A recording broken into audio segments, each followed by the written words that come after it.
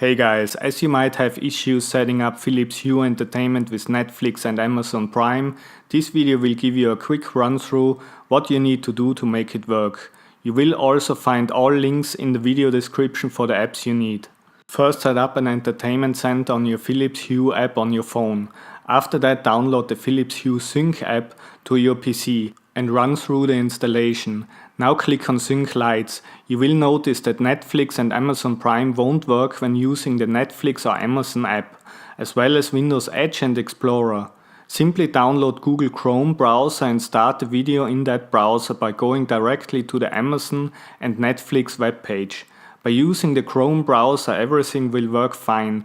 Don't worry, you can have full screen experience by clicking on the full screen icon. This will give you the same experience as using the apps. It was reported that it also works with the Firefox browser, but I was not able to try it yet. Well, I hope you guys enjoyed the video. Please like and subscribe and forward this to somebody who could be interested in the topic. Until then, over and out.